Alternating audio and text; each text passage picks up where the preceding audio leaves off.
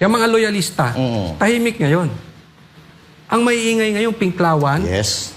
NPA, komunista. Yan. Bakit? Sila yung ayaw makabalik ang Duterte. At makikinabang sila ang tunay na makikilabang sa impeachment. Dahil pag natuloy ang impeachment, lalabas ang baho ni Marcos. Sigurado ko maglalabas si BP Sara ng baho ng Marcos. Tama. So definitely, pag nagsabong yung dalawang yan, may matatalo. Either Marcos or Duterte.